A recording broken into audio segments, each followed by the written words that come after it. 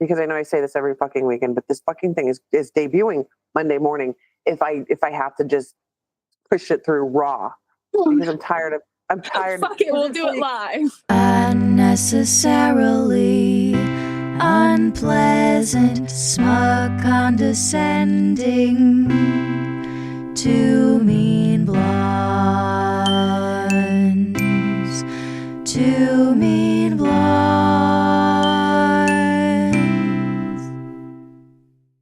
Now I got good drugs, so that helps.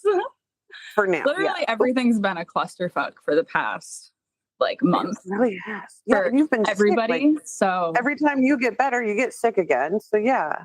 Yeah, well, that's the fun thing about having multiple autoimmune conditions. Right. Anytime I get sick, then it piggybacks on a flare. And I was sickness flare, one right after the other. God. And I had Christmas and my kid's birthday, and it's just been. Yeah, I had my birthday too. That was a day. Yeah. It was just a day. Oh. Mine's in 2 weeks, and I'm just yeah, it's too cold to do anything. It's too cold. It's no fun. I finally, because I'm the one in the house that's the temperature, you will never turn the thermostat above 68. In fact, I already told everybody when they move in, I'm like, don't touch this. Don't touch this. You touch this and I'm going to hurt you. And I turned it up to 72 last night because I'm tired of being cold. I'm just tired of it.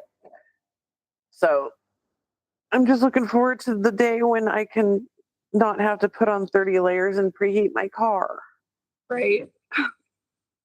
Yeah, I try to keep mine around 68.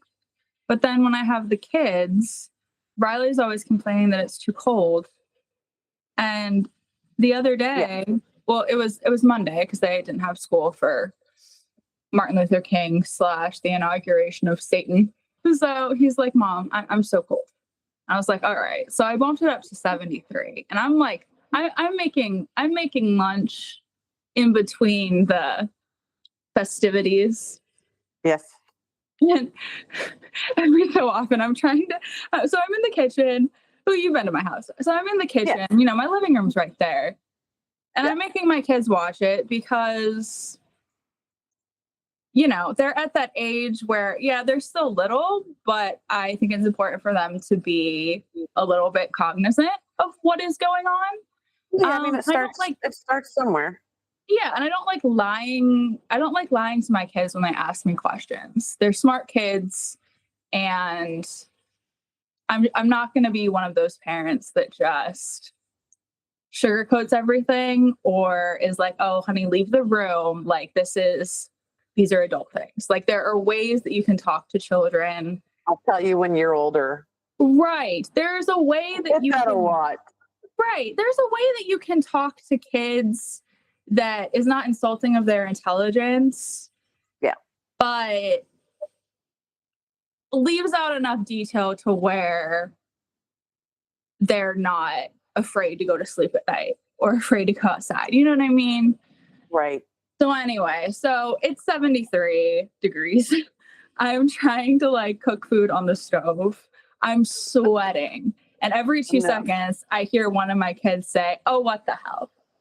Oh, what the hell? And I'm like, what's wrong? They're like, no, the TV, Mom. Do you see this? And I'm just like, yeah, I do. Yeah. I don't remember what we were doing, but I'm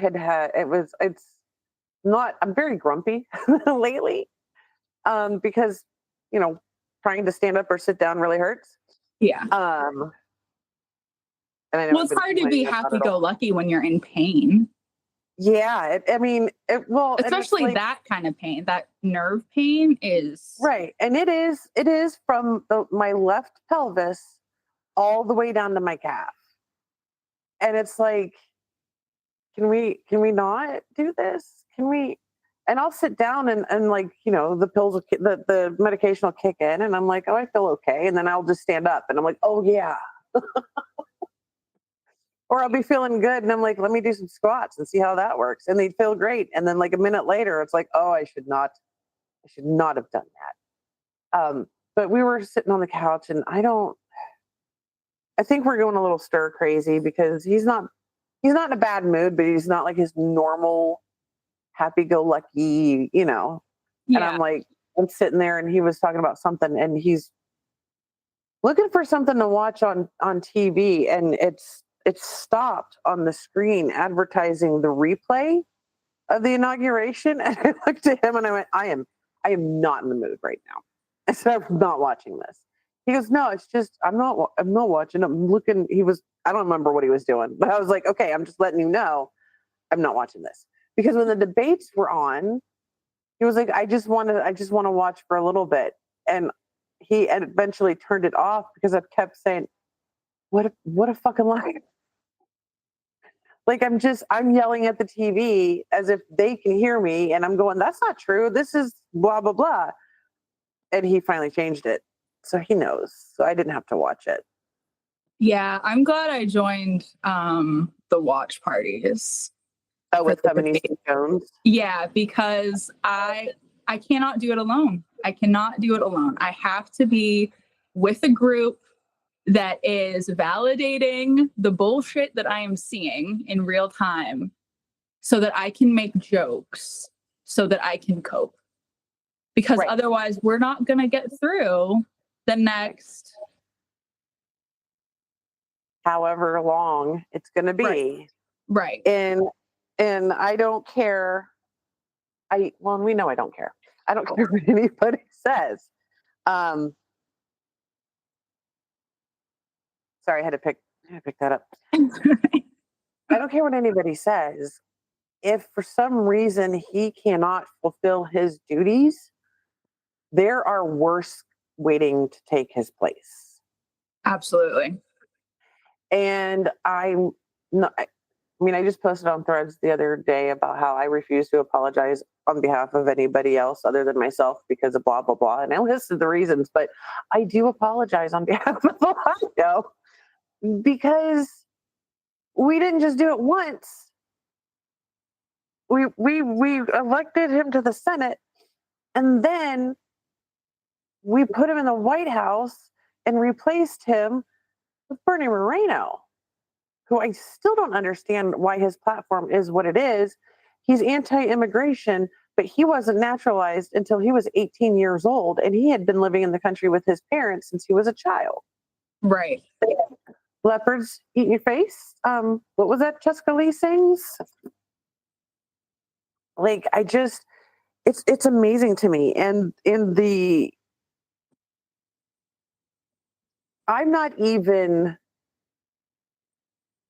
concerned about what anybody who voted for him says. I don't care.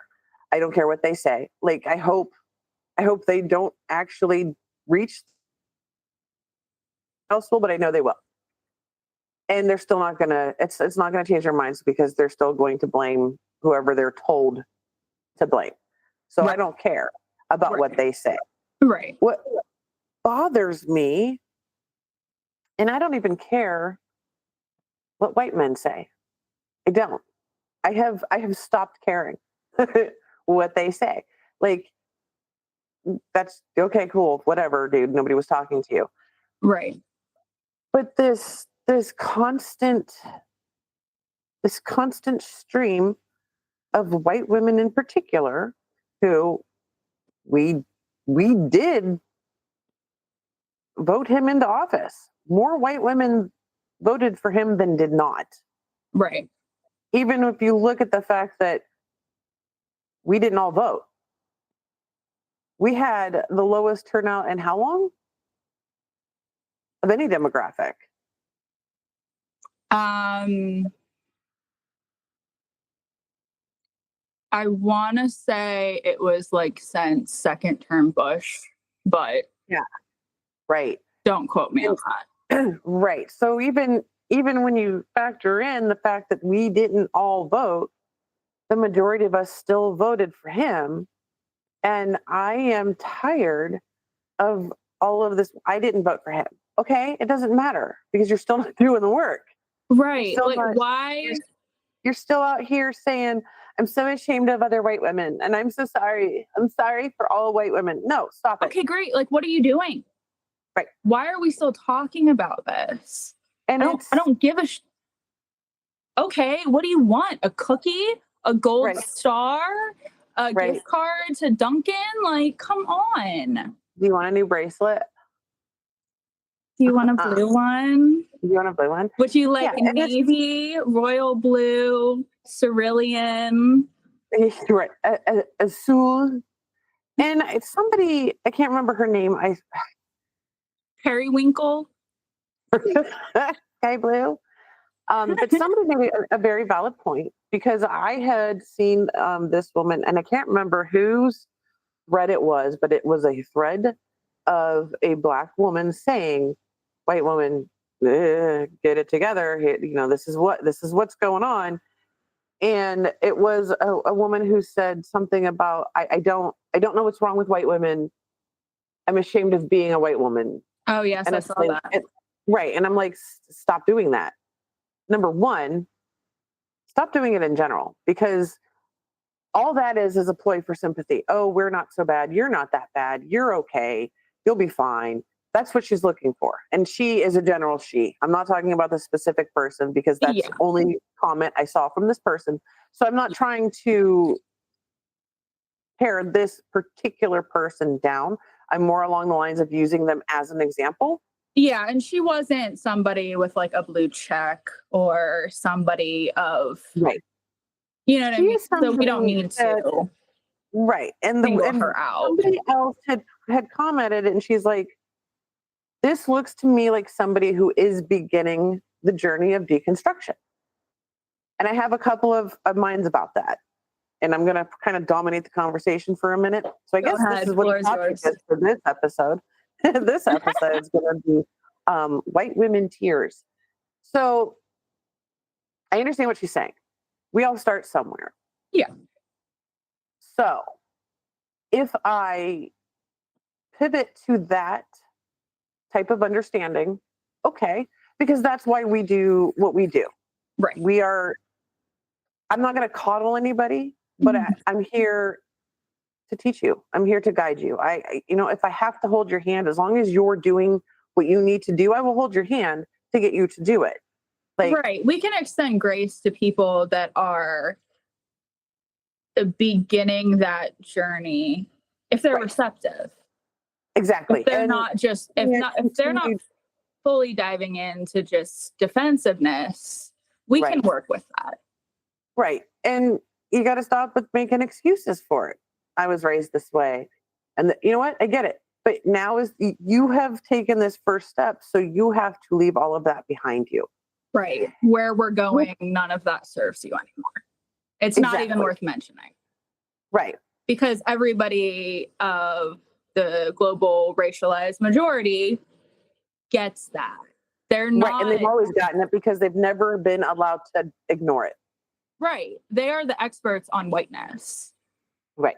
Now, so there's that side of it. There's the sympathetic and understanding side, the side that I didn't discover until I turned 44. So I've only had it for 2 years. Which, okay. But yeah. Right. So then we go to the other side where, okay, so it looks like she's starting her journey. She did not seem to be younger than me, which means she's been on this earth for quite a bit of time. And she is on the internet. She is on social media. So why now? Why are you just now starting this journey? What happened? Right. What radicalized you? What radicalized you? And what I'm finding is they're not radicalized. You and me, we've been like this. This is this is old hat. Yeah, I think I think I was born looking at the world and going, what the fuck? Yeah. But I mean, obviously I was raised by parents who were like, what the fuck? Yeah. But why now? Because every single time I see it's Handmaid's Tale. No, that already happened. That too. That already happened. Things aren't going to get bad. They're already bad. And things are they've going to get been bad, worse. and we're just repeating cycles. Like, Right. none of this is new. The problem is that you can no longer ignore it because now yes, it will directly affect you. But the problem I have is, why do you only care now that it's going to affect you? Because they only care about themselves, and Right. now they're scared. All of a sudden, oh, I need to be in community. You don't know how, because Right. you've only cared about yourself Right. and your direct orbit for your entire life. You don't know how to care about the greater good. You don't know how to work with somebody that gets on your nerves. You Right. know, I don't like, fuck Jerry, but I'm still, if his house burned down, I'll be like, Jerry, what do you need? Right. Like, Because we protect us. exactly. And there's there's different types of community, and there's different ways that you move in those different types of community. And that's what a lot of them don't understand. They think it's just because and they think it's finding an echo chamber. Not only that, but, and this is a fear I have, but I've seen evidence that this is true. And I'm going to set this disclaimer out right now. I am not vilifying anybody who is in MLM. I think they're foolish and predatory, but if you are in one, that is your choice. I can't tell you that, whatever. Even though Tupperware is definitely a cult. A lot of them, but yeah, I mean, right. But I think as white women, because what is the most, excuse me, the most common example of community to us as white women once we reach adulthood and have children, and it's MLM, because that's how they pray. Is they say, oh, you're gonna have sisters, and you're gonna be girl bosses, and you're gonna, and we're gonna have our Tupperware parties, right? And all you got to do is you got to go and tell all of your friends and get them in here and get your downline. That is how eventually we are viewing what community is. It's not mutual aid. It's not mutual comfort. It's not, if you know what, if I have it and you need it, I will share with you, and then both of us, will be equal, and then we can work together to get the more that we need to have everybody else. Right. It's not like that. We're not taught that. And right. We're also, from a very young age, we're taught to compete with other women. Yeah. We're taught that boys are boys, so they're going to do whatever boys do. Right. But, you are a special shining little star, and nobody is just like you. Right. And you've got to do everything that you can to make sure that you don't upset people, but you also got to make sure that they don't upset you. Right. And if somebody has something that you want, find a way to get it. Like, what? So straight out of toddlerhood, we're competitive with each other. We hate each other. We talk shit about each other. I mean, little girls are the worst. And we were little girls, and we've had little girls. Mm-hmm. And it's all done under the guise of don't go against men, because men will do what men do. Boys are boys. But, and you might need them to protect you one day. So right, don't piss them off too much. Right. Be strong, but not too strong. And if he's mean to you, he just likes you. I didn't get those lessons, but I know my friends did get those. My lessons were when my mom tells a story when maybe we'll have her on sometime. That'd be fun. We could have both the moms. Yes, we could have our moms. That'd be great. But she tells this story about getting a call from the school when I was in kindergarten because I punched Billy Joe Brown in the mouth because he tried to kiss me. And my mom was like, what do you want me to do? I told her, if anybody tries to touch you and you don't want them to, do what you got to do. And that's how I was raised. Somebody fucks with you, put them down. Doesn't matter who it is. And I have a similar story, but I kicked the boy in the nuts. And then I've never done that. What? I've never done that? Never kicked a boy because I was always of the mind that if I got to kick you in the nuts, it's way too bad, and I need to just move away from it. Because I had girlfriends that would purposely try to kick boys in the nuts because they thought it was funny. I Oh, shouldn't say see, I girlfriends, knew it but I was knew not girls good, who would but do that, like with their boyfriends. They'd be like, "Haha," and like, why? So I've never done that. I have, I have aimed for the right between the eyes though. yeah,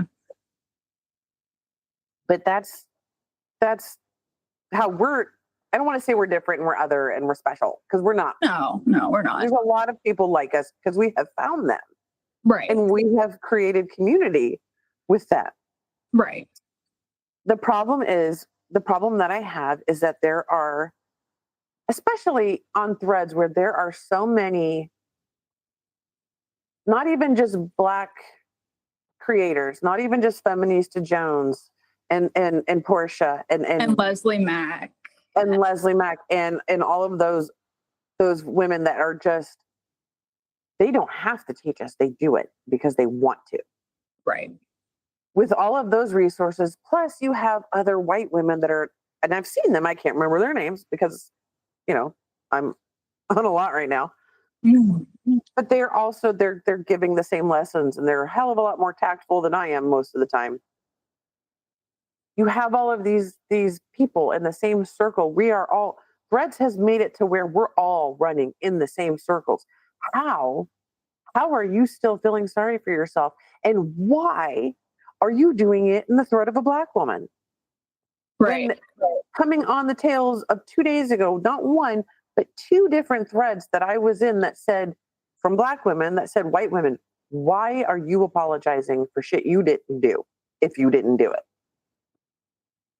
And there she is. I'm ashamed of us. No, stop being ashamed of yourself because there's nothing that you should be ashamed of unless you have caused somebody harm.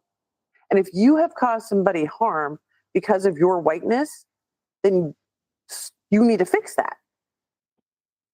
Feeling ashamed doesn't fix anything. Shame is a useless tool. Shame is a tool of the church and the patriarchy. Shame is no longer a concept. 100%. It keeps you frozen in a freeze response because you're too worried about perfection. Which perfection is also a tool of white supremacy to keep you frozen, to keep you inactive. To keep you a good little soldier. Right. And to fall right back in line. Right. And, I don't know, obviously I don't know every white woman on Threads personally enough to know what is behind them saying, oh, I just hate women, white women, we're the worst. Like, I'm ashamed, which like, okay, yeah, we're annoying. We suck. We prop up white supremacy all the time to get ahead. We use our privilege for only our own gain. Right. Because we have enough self-awareness to know that we don't want to be in the position of like even if we don't admit it, we understand that there is a hierarchy. Right. So when we get a little too scared, instead of supporting other women, it's easier to align ourselves with white men for a false sense of security. Yep. And because they tell us that they're going to protect us, but who is the number one predator of white women? White men. Exactly. We're the only we're attracted, like we are attracted to and put ourselves in the position to be prey of our oppressors. Yeah. Because they trained us to be that way. Right. And it wasn't always like that. Anthropologically speaking, it wasn't always like that. No. There was a shift right around, I mean, that's, in my opinion, why they wrote the Bible. Because it wasn't just the men they were trying to keep control of. They were like, you know what, women, you're a little bit out of hand. Mm-hmm. And I don't think white women in particular, I don't think we realize that we're the one group that stands in between them and everybody else. Mhm. And I do include some white men in that too, because the only way to dismantle it is from the inside. Right. And there's not enough of them yet. No. There will be, but there's not enough of them yet, as we see evidenced every fucking day. But every time I see a white woman do that, it's like, you, instead of channeling that emotion into bettering yourself as a whole, socially speaking, you are instead looking for sympathy from the people that have asked you to stop doing that. Right. We just And end up asking for more emotional labor right. And from then people you're that going to we get are rejected. indirectly or directly harming. Right. And then you're going to get rejected, and then you're going to lash out because they rejected you. And then that cycle continues, and you are continuing to harass the people that have asked you to do better. Oh, she was mean to me, so now I'm going to say a slur. Right. And I've been seeing it the last couple of days. Oh, they are spiraling. They are spiraling Yep. so bad. They are so dysregulated from their bodies, their emotions, what is actually happening. They're giving into emotional nonsense and clickbait headlines and failing to do anything except freak out online. And I think, going back to what the other woman had said, okay, this is the beginning. This is their awakening. Okay, well, it's not going to be. I'm not going to bring you breakfast in bed, Right. and ask you if you're ready to talk. Right. Because by virtue of the fact that you are engaging, and my dogs. Oh, that might be my groceries. By virtue of the fact that you're engaging, that is my that's my groceries. You've already shown that you are interested in that interaction. I don't think that they understand what that interaction entails, because again, they're expecting softness, they're expecting nurturing, they're expecting coddling, because that's what we were raised to expect from people. And it's a harsh reality. It's 2025. I'm not coddling anybody. If you are engaging and doing exactly what you were literally asked not to do in the post you are engaging in, I'm not going to be nice about it. Right. And I've even said more than once on my multi-post threads, DM me. You want to talk? DM me. You want to argue? DM me. Keep it there. I'll help you.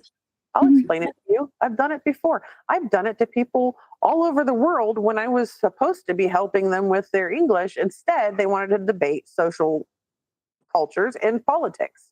So, but nobody wants to ask the question. Right. Because it's performative.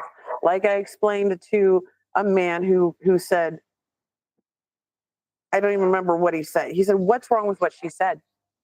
Because he's trying to, swing his nutsack around. So Right. it's performative.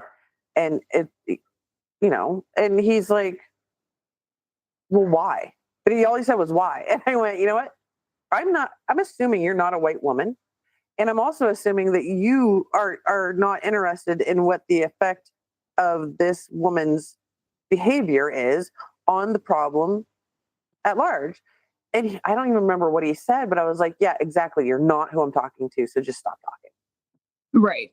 And that's the other thing. They have a need to center themselves on everything. And not everything is about you. Not everything is for you. Sometimes you just need to listen and observe. And if you were a man of any race and you want to walk in there and try to defend that behavior, Well, if you're white, you can just shut the fuck up because what you say doesn't matter. If you're not white and you're a man, well, then you need to leave this thread and go seek out why you are suddenly running to the defense of a white woman who is weaponizing her emotions, because Right. that is not healthy. Right.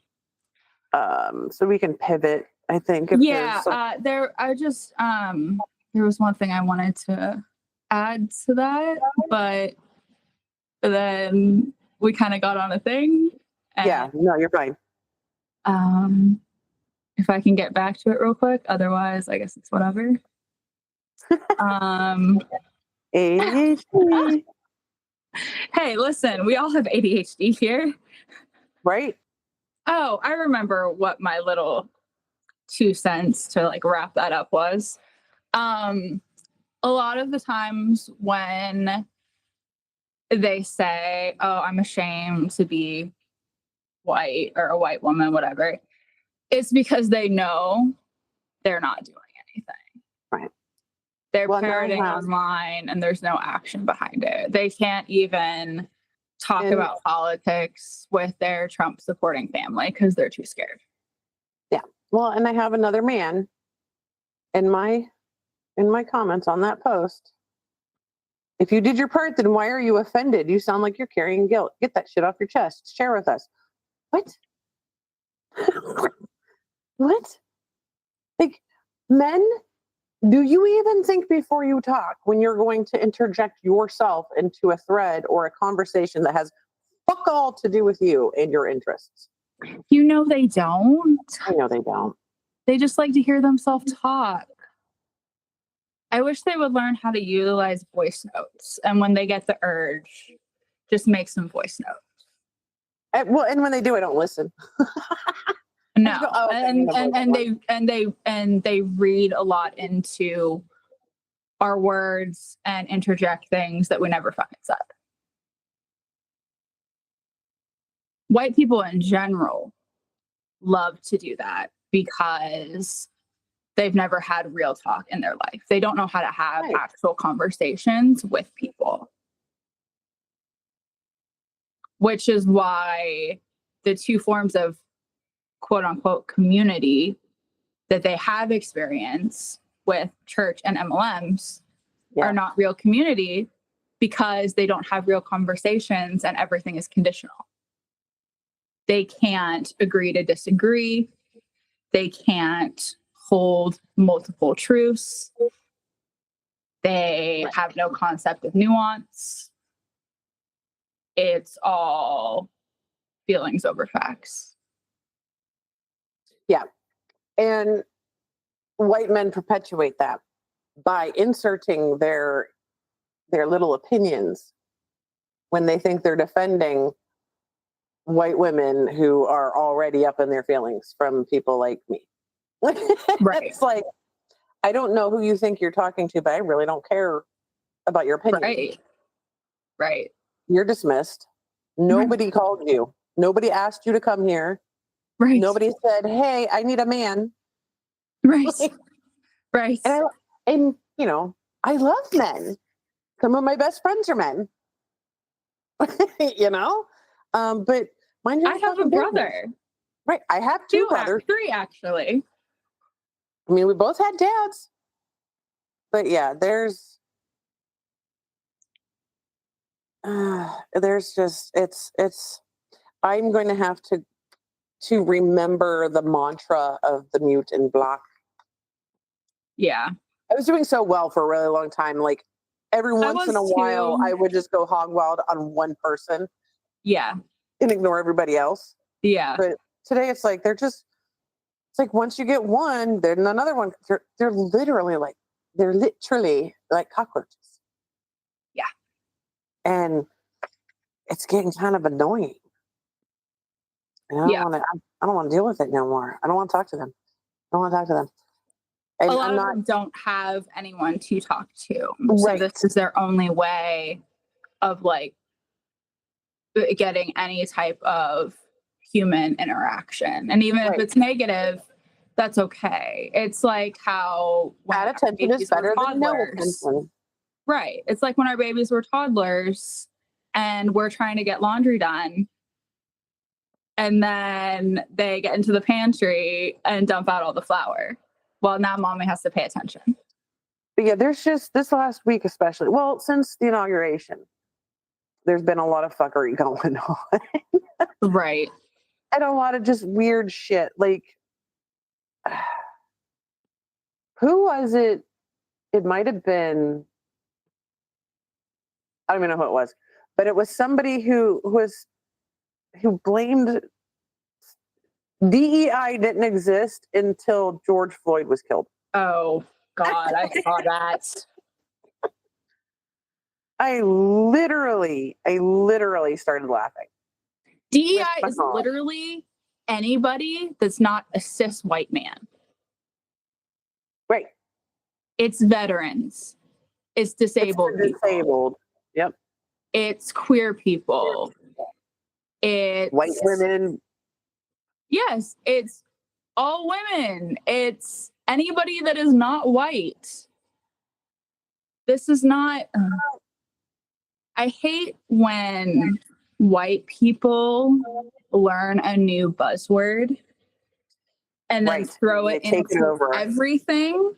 Yep. And have no comprehension for what they're talking about. Right. Like, we stole woke and turned it into something else. I mean, we stole everything. Like, let's just be let's just be honest. Let's just keep it on the up and up. We steal everything. We do. We steal everything. It's in our DNA. If you can trace your ancestry to Europe, you're going to steal something and you're going to tell somebody it's yours. Like, it's just what we do. That colonization streak runs deep, unfortunately. It really does, because we train it generation to generation. But I saw that, and I'm like, I'm not willing to dive down that rabbit hole, because I don't want to know what other dumb shit that I don't want to know what else they say, because I saw that and I'm like, DEI has existed since.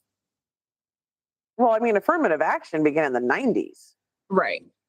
Like, and George Floyd was probably only like 20. Like, what? Right. Like, I don't even. Veterans became a protected class in what? Was it the 60s or 70s? I think it was around the Vietnam War. Don't quote me on that. Right. Because the government had to do that. That's what the thing that people don't understand is, these people who want less government and they're getting more government, they're going to find out. When we have more government, it's because we are treating other people like shit. Right. So we have to be told the rules of the game so that we stop treating other people like shit. Right. It's basically what it is. Right. And we let capitalism go off the rails. Right. We created a homeless problem with the veterans because we refused to allow them to re-enter their lives when they returned from war. Right.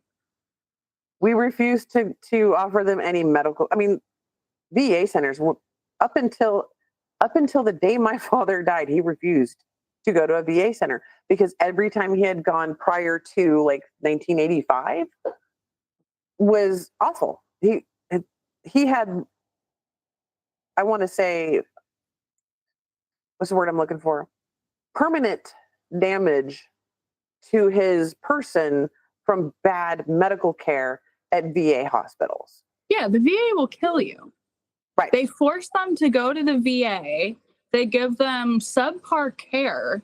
And then if it's anything a little bit more complicated where they should be referred out, and they have the capabilities to refer people out and they don't have things covered, they won't. Now, the last few years, I gotta stop hitting my mic. The last few years, it has gotten better. It has improved, but it depends on what location you go to. Right. You can have two locations in the same city, but don't go to this one because this one's a chop shop. Go to the other one. Right. They'll refer you out if they can handle it. Like, right. Even with all of the mandates and guidelines and everything that has been implemented in the past 50 years, there still are problems because somebody always finds a way around it. I mean, look at fucking OSHA. Right. When you work in like a factory or a warehouse or whatever has to be OSHA compliant. None of them are OSHA compliant. Right. Until there's an accident and OSHA's like, oh, we have to come in and investigate, and they give you notice. So yeah. everybody's scrambling to get the signs put up and get the eye wash sinks put in and get the fucking bumpers put up and the tow motor classes. Like they don't listen. So they don't listen. No. But they're waiting for everything to be dismantled so that it becomes again a free-for-all. And then we're going to return to what it was like prior to 1930 as far as health goes, education, working conditions, racism. I mean, like, I don't think people are fully understanding that while we did not have democracy and we did not have things that worked, you guys got complacent with it. Right. And you're going to find out that no, it wasn't perfect, it wasn't good, and it wasn't very helpful, but it was better than what we had. It was bumpers. It was bumpers, and it had the potential to be something better with the right people, but we can't seem to get those. No.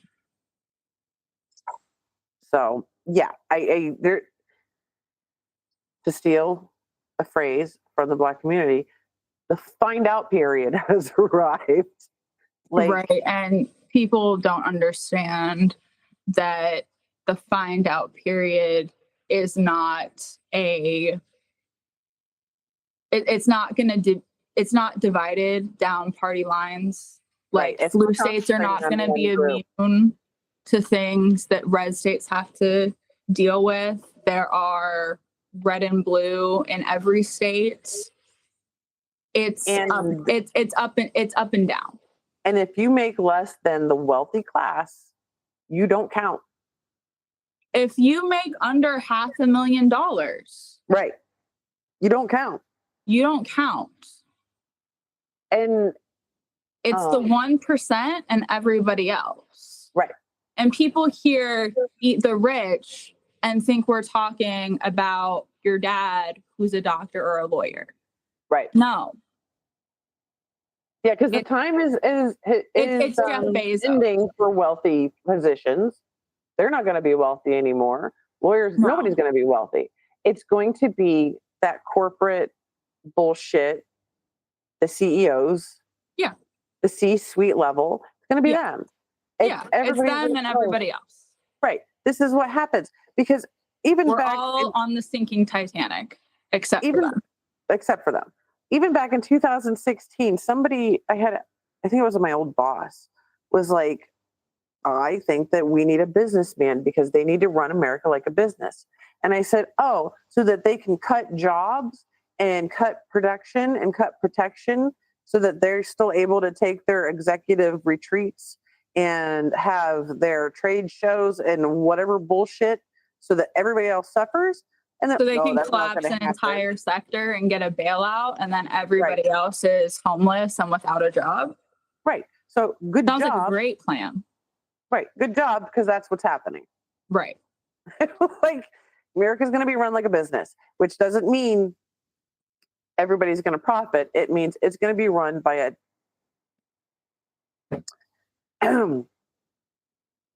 you know what? We're not known yet. It's going to be run by a group of dumb white dudes that have money and time, and they want to do everything that's going to make it easier for them to make more profit personally. That's it. Right. Right. So yeah, it's going to be run like a business. Yeah. And not enough people understand. Like I come across this with a lot of white people online, or just white people that, they're not chronically online. They don't have their finger on the pulse of every, mandate that comes out, every press release, which is a lot of people. Right. They don't understand that destruction and people dying or becoming disabled is profitable Right. It to is. those people. They're like, oh, well, that wouldn't make sense to just like, it doesn't make sense to you because you are not them. Right. You're the For one that's gonna them, suffer. it is profitable. Yep. For insurance CEOs, it is profitable to kill off intentionally thousands of their members that pay premiums. Right. Because they're more beneficial to them dead than alive. Which is why, removing vaccines. Like, what? And this is, there are people that are like, well, nobody gets whooping cough anymore. Why do you think that is? Why do you think that is? Nobody gets measles anymore. Well, they didn't used to. But why do you think that is? As soon as people were like, I'm not taking that poison anymore and I'm not giving it to my children, then we got those things back. Right. Like, we just had a huge whooping cough epidemic right before schools went on break for Christmas here in Pittsburgh. We had one last year. It's back, baby. Yeah. And the thing that, when people are talking about like the flu vaccine and the COVID vaccine, well, they still get it. Yeah. Because it's not a cure. It's not getting rid of it, because these are viruses that mutate to combat the vaccine. So you have to constantly get a new vaccine every year because they predicted how it's going to mutate. That's how that works. But you can't seem to think or read because you don't believe what you're reading unless it's on like Bloomberg. Right. Like, and that's not even how any vaccine works. Vaccines it's not cure. They make your body able to fight it. Right. And it's not 100%. Mm-mm. At best, it's about 80%. Yep. And then over time, it loses its efficacy and they need to get a new one. And people don't realize that either. They don't know that you can go to the doctor and request a panel and to see what your immunity is to all those boosters that you got as a kid. Right. They usually go away after 10 to 20 years. I didn't have the polio vaccine. Before anybody comes in and says anything about, oh, you get it. No, you can't. Because I've asked several doctors and, they're like, were you going to like India or something? And it's like, no, but I would like to have it. I forgot to ask my current doctor. I'm sure she would do it. But anyway, I had a medical exemption because at the time it was the live vaccine back in 1979. And my dad had a compromised immune system. Gotcha. So they all got together and was like, it's not worth the risk. So, here you go. So I've never had that.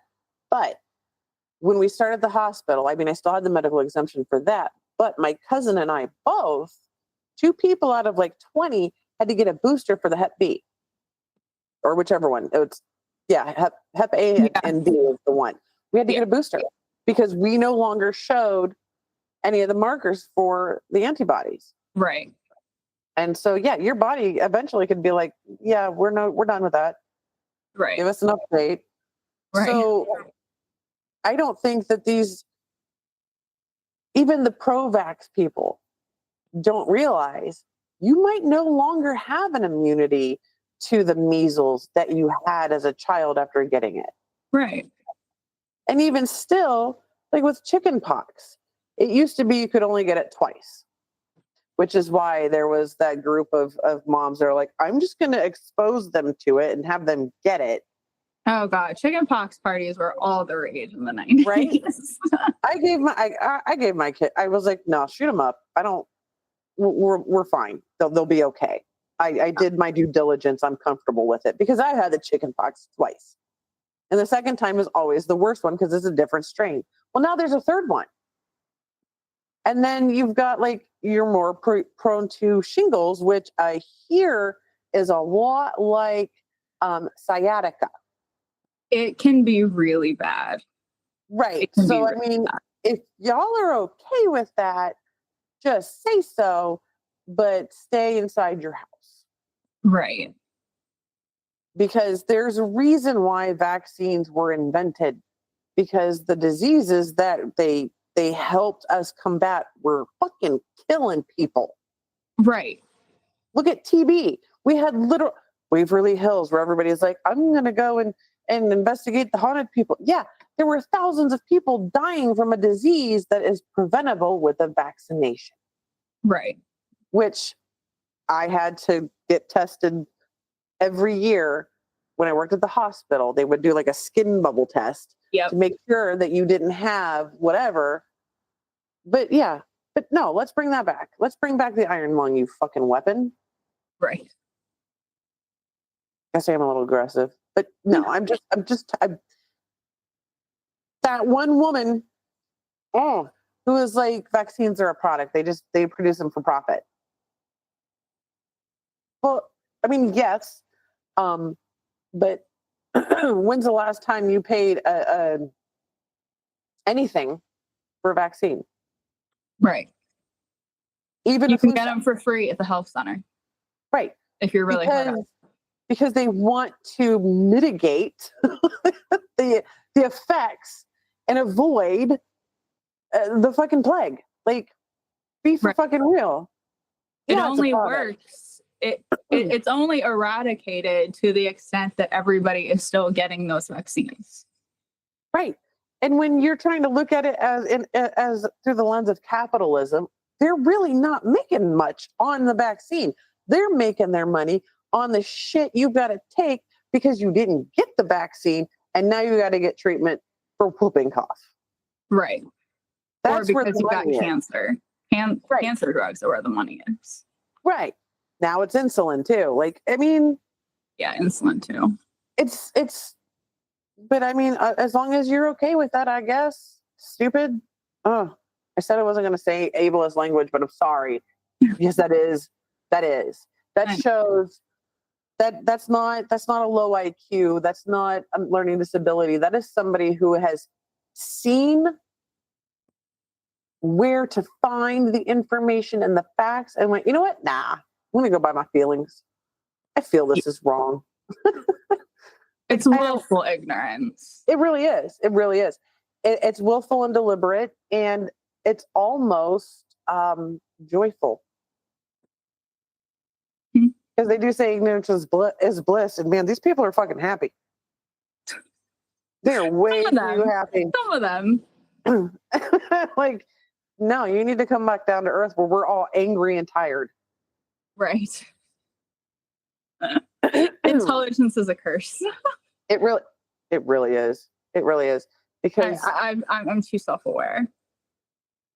That hyperlexia, reading like the New York Times when I was 5, that it's been a downhill decline on my mental health ever since. Now, I'm going to be fair to myself. I didn't get into the news and current events until I had to in high school. But before it was all like, Stephen King at 7 years old. So, I mean. Yeah, see, by the age of 5, I would wake up so that I was like the first to grab the paper off of my desk. I used to. And go through it before my parents did. When I was like 5 or 6, I think I was 5 or 6. That's when baby Jessica fell in the well. And we went, my grandmother's sister she lived in the Poconos, or right outside of she lived in Antelope, Pennsylvania. It might have 5 people and a dog. It might be a bustling metropolis. I don't know. It's been almost 30 years, 35 years. I try to stay away from the middle. Yeah, it's probably a good 4-hour drive. Like she's not quite in the Poconos, I don't think yet, but it's very hilly there. Okay. And we used to go there every fall for like a week. And the year that baby Jessica fell in the well, I was grabbing the paper every morning and updating everybody and reading it to them and letting them know how she was doing and if they got her out and what was happening. And then when they did get her out, and I was like, she lost a toe. And I was like completely upset by the fact that this child lost a toe and not happy that she was out of the well. Like they couldn't, they couldn't bring her out intact. Like what's going on here? And I think that was like the most of my, like I was aware, but I was the kid that I didn't want to watch it if it wasn't a cartoon. So like my dad would rent movies and I would be like, is it a cartoon? And he'd be like, no, just shut up and watch it. But that's how I found, my love of Ghostbusters and all that stuff. But yeah, I would hyper focus on one thing. And that was like the baby rabbit holes was, like the baby Jessica or something else. Like I didn't care about war and boy things and shootings. I didn't care. Like, oh, this child fell down a well. And then I'd be afraid to go in the backyard. Nice. Yeah. That's the baby neurodivergent brain. That's how that shit works. Yeah. Unnecessarily unpleasant, smug, condescending, too mean blondes, too mean.